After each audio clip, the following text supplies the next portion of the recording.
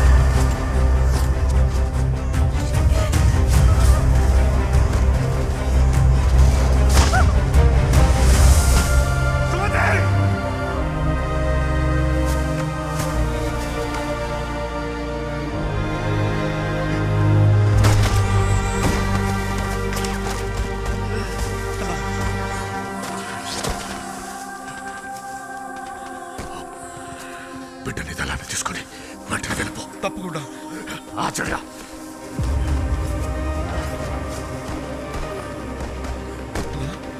చెప్పు శంకరన్న. ఆచార్య, ఎలాగైనా వీడు కూడా ఉద్యమంలో ఉండేనా చూడు. లాల్ సలాం. లాల్ సలాం.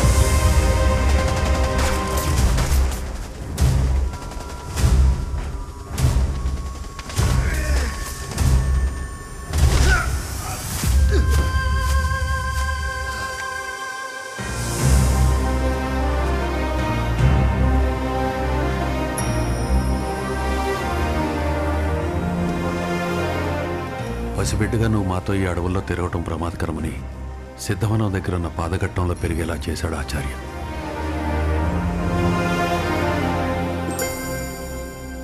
నీ కంట పడకపోయినా ఎప్పటికప్పుడు నీ యోగక్షేమాలు తెలుసుకుంటూ నీ ఎదుగుదల చూసి సొంత బిడ్డలా మురిసిపోయేవాడు.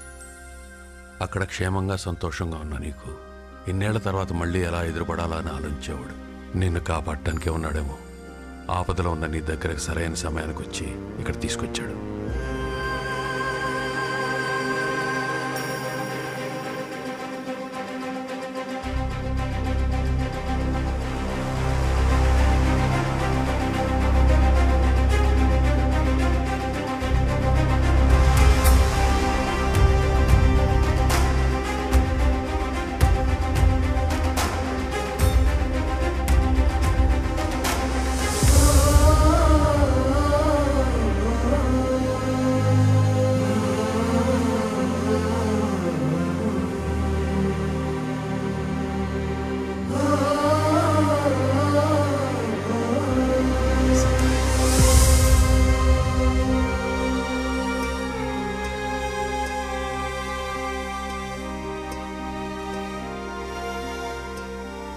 మా శంకరన్న కోరిక మేరకు సరైన సమయం చూసి నేను దళంలోకి ఆహ్వానించి ఉద్యమ స్ఫూర్తి నింపాలనుకున్నాం.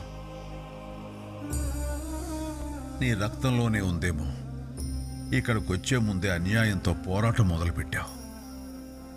నా బిడ్డ ఉద్యమంలోకి రావాలన్నా మా శంకరన్న కోరిక నెరవేరే రోజు వచ్చింది. దళంలోకి స్వాగతం కామ్రేడ్, స్వాగతం.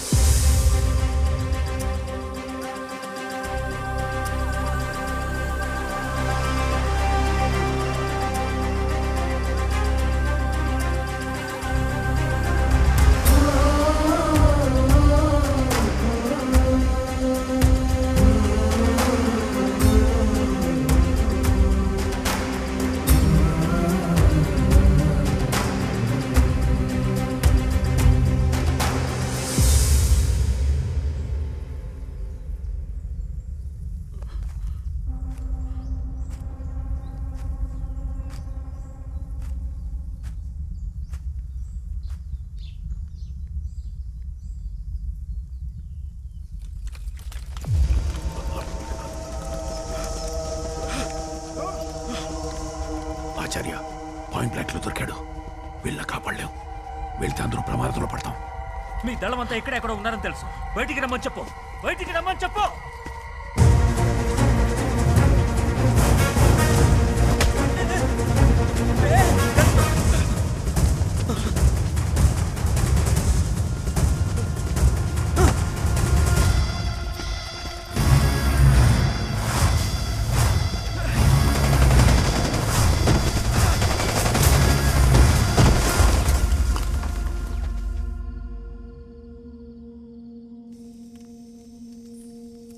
దళంలో కొత్తగా చేరావు కాబట్టి నువ్వు కొన్ని తెలుసుకోవాలి. ఈ పోరాటంలో కొందరి ప్రాణాలు పోవటం సహజం. సున్నితంగా తీసుకొని ఆవేశంతో ప్రవర్తించడం మన సిద్ధాంతం కాదు కామ్రేడ్. ఆవేశం కాదు, ఎదుటి ప్రాణాలు ఆపదలో ఉంటే మన ప్రాణాల్లో పణంగా పెట్టైనా కాపాడాలనేదే నాకు తెలిసిన ధర్మం కామ్రేడ్.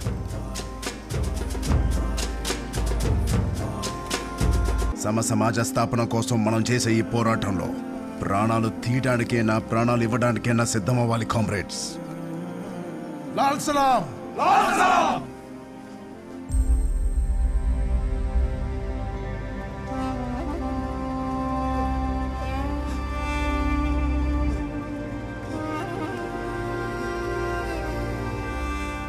తన్నాలన్నా అంతా అయిపోయిందన్నా. పచ్చని అడవి తల్లిని ఆభాసు పాలు చేసి మమ్మల్ని అందరినీ ఇలా రోగాలు పట్టు పడేశారన్నా. అడవిలో ఏదో ఖరీదైన ఖనిజం ఉందని తవ్వకాలు మొదలు పెట్టారు. నేల నీరు కలుషితం అయిపోయి చాలా మంది చనిపోయారన్నా. ఆపుదామని అంత ప్రయత్నం చేసినా కొంతమందిని దారుణంగా నరికి చంపేశారు బాబు. అడవి బిడ్డల లోనికి లాక్కెళ్ళి హింసించి పనులు చేస్తున్నారు బాబు.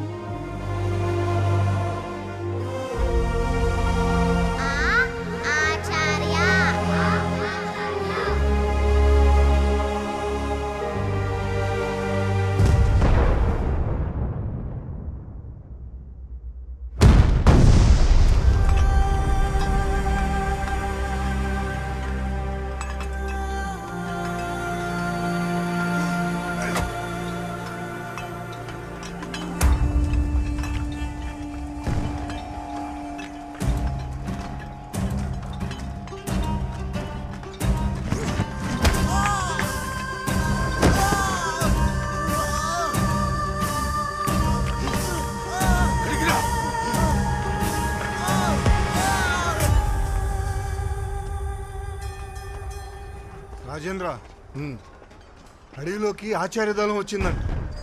మనం కొంచెం జాగ్రత్తగా ఉండాలి. ఈ సెక్యూరిటీ వాళ్ళు ఇంకా రాలేదేంటి?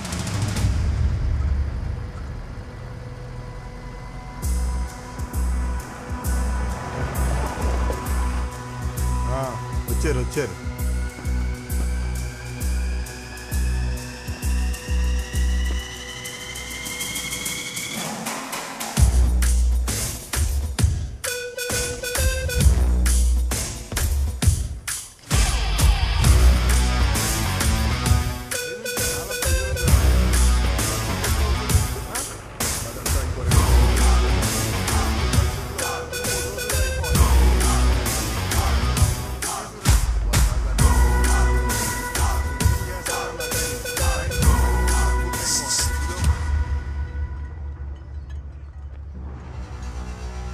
లోడ్ అంతా పంపించేసాయి.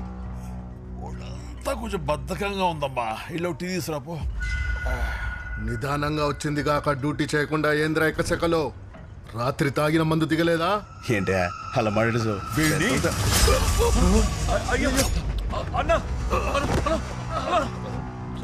ఆచార్య గారు, సారీ ప్రసాద్ గారు, నేను మాట్లాడుతున్నప్పుడు చంపేయడం ఏంటండి? అరే తాగొచ్చావా అన్నాడు. నేను చాలా హర్ట్ అయ్యాను. రామ్ గారు, నేను మాట్లాడుతున్నా, ఆగండి. మాట్లాడండి. పొద్దున బీపీ టాబ్లెట్ వేసుకోవడం మర్చిపోయి మీ వాడిని మధ్యలో వస్తాడు. రామ్ గారు మాట్లాడుతున్నాగా. ఏంటండి మాట్లాడుతా చెప్పి ఏంటండి ఈ గుండు గారి మధ్య మధ్యలో వస్తాడు. మీరు కొంచెం కంట్రోల్ ఉండండి. ఏమండి, జరిగింది జరిగిపోయింది. ఇంకా ఎవరి పనులు వాళ్ళు చేసుకోండి. మేము వెళ్ళి మా డ్యూటీ మేము చేసుకుంటాం. జై హింద్. రండి సార్. చూస్తారేంట్రా? మేస్త్రి, ఎందుకయ్యా వృధా ప్రయత్నం? ఈ పడిగే పోయి ఉంటాడు. టిప్పర్లేసి పంపించేసాయి, దరిద్రం వదిలిపోద్ది.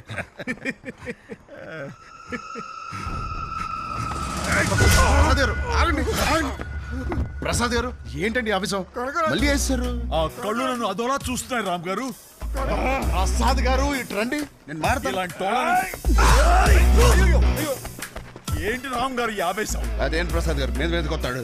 అరే మాట్లాడగాలి ఇలా push చేస్తారా? ప్రసాద్ గారు ఏంటండి ఏటాలు? రండి, నేను కావాలని పొడవలా, వాడొచ్చి కూర్చున్నాడు. టాబ్లెట్ వేసుకుంటే సరిపోదు కదా. సారీ అమ్మా, సారీ. ఓకే